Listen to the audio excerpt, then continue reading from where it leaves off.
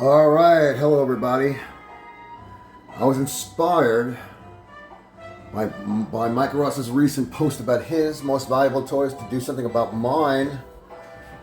But see, the thing is, I collect aren't very popular, and there are very few of us who actually know what these are and what they're worth.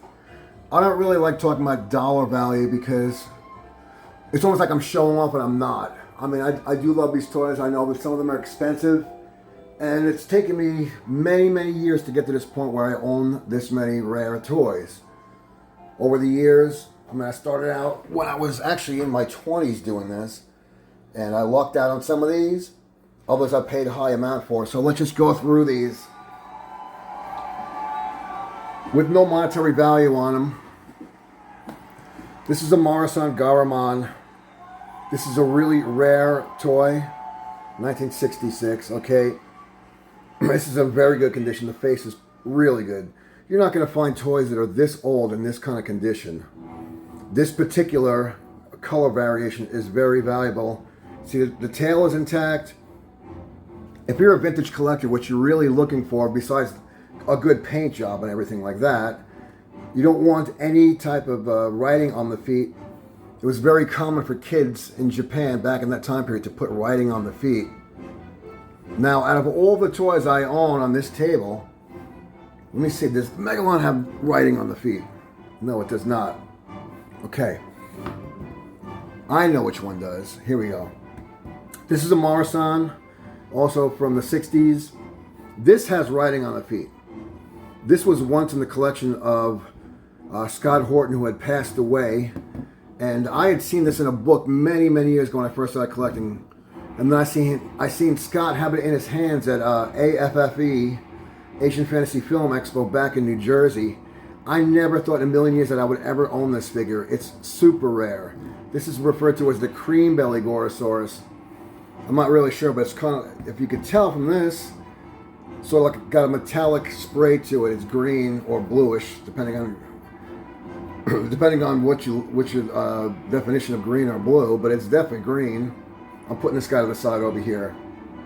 Next up, this is also a figure from 1967. It's a Marusan. It's referred to as the giant gorilla, and that's only because I didn't have the rights to do King Kong. This is actually supposed to be a King Kong figure. I'm guessing that it was supposed to be from King Kong Escapes and not King Kong versus Godzilla. Anyway, this is what's known as the giant gorilla. This is by Marusan. This is 1967. A very rare toy. I know somebody who has it in a bag. That would be Alex Murdoch. I'm putting this guy to the side. All right, Daimajin. This is a very old figure. This is from 1966. This particular version has a really good paint job on his face. Again, that's what you're looking for. That's what's called the long sword. I recently saw a version with the short sword, which is the first time I've ever seen it. I'm used to seeing this. Most of these toys that you get, a Maijin, it does not come with that sword. Kids would play with it, would come off. Very hard to find. Is there writing on there? Can't really tell. I don't believe so. But anyway, there you go. Marusan Japan, 1966.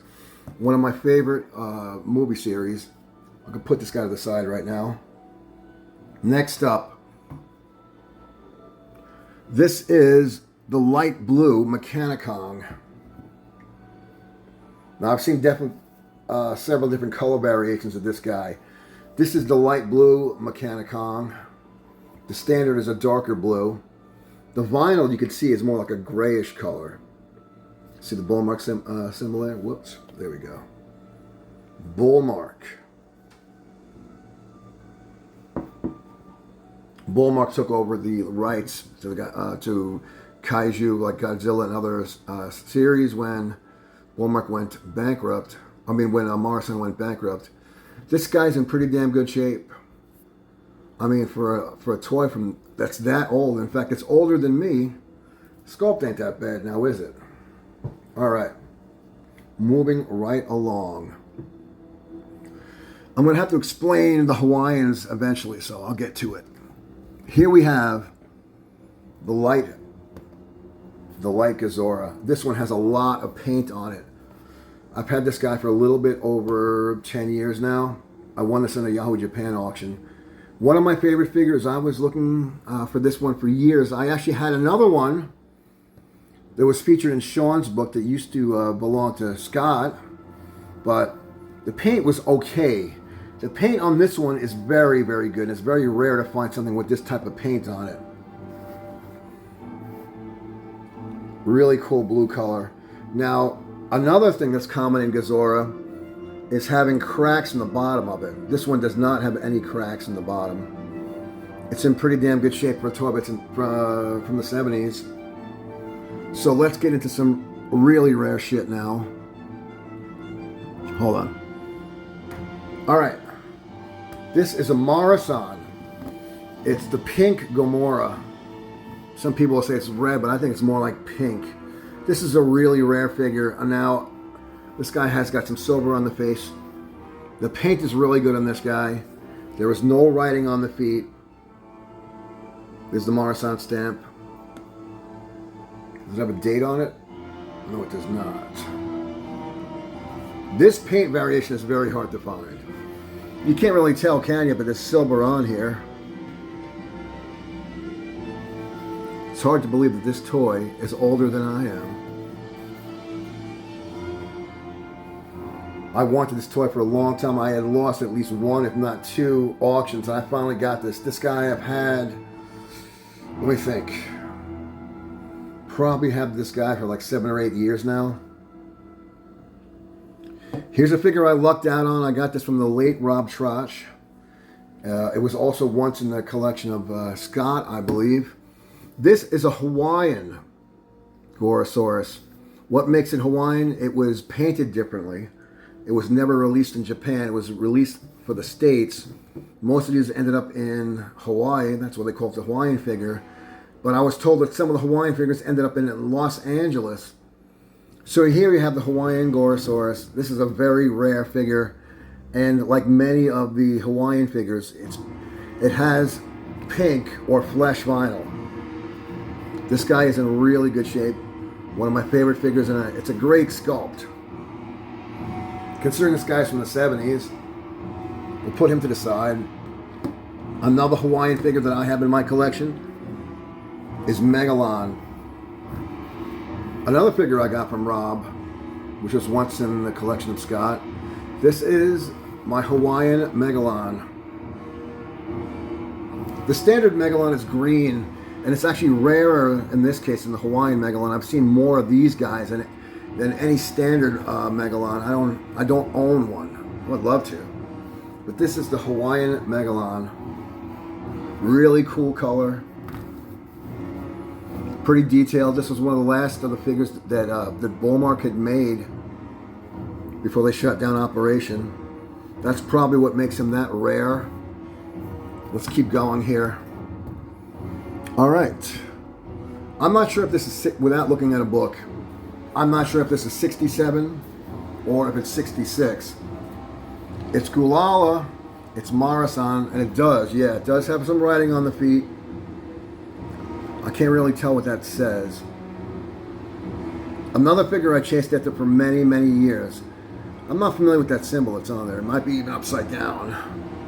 Can you guys see that? It probably goes this way. But anyway, this is a really rare figure, and it's really odd. I mean, it's not a great movie, but, you know, it's unique. Let's just put it to you that way. Most of the Gulalas you're going to see are going to have rubs on the antennas. That's very common. Bear in mind, this toy is like 60 years old right now. So there you have the Marusan Gulala.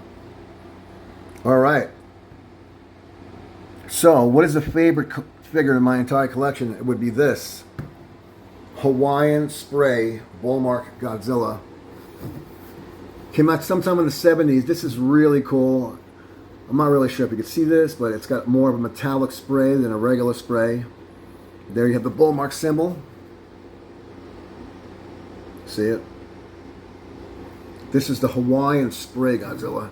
There also is a Hawaiian Bullmark that has flesh vinyl with blue over it, but this is the Hawaiian Spray.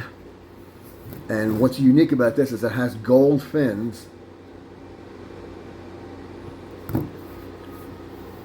There's been multiple reissues of this guy. But what's really cool, white eyes or silver eyes. Most of the Bullmark Godzillas you see have orange eyes. There you have it, my favorite toy in my entire collection. Now, what is the rarest toy in my collection? You would think it would be this guy, Popey Jumbosaurus. It's not. I even have the box for this guy.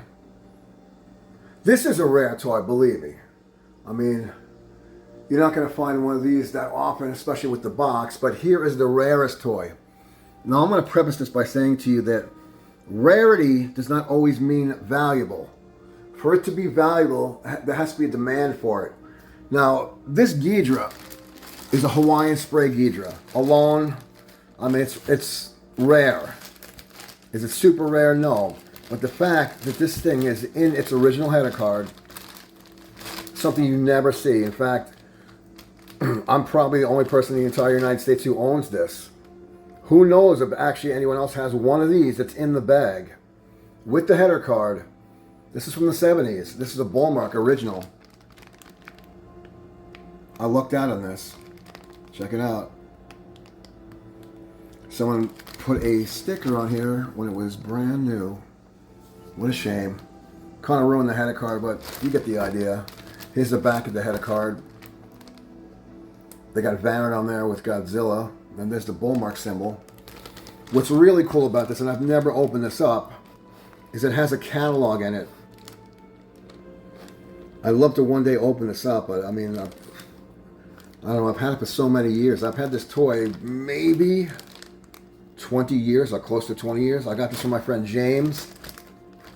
And James had gotten this from a Japanese individual who was selling, who sold it to him at the Chiller Theater way back sometime in the early 2000s.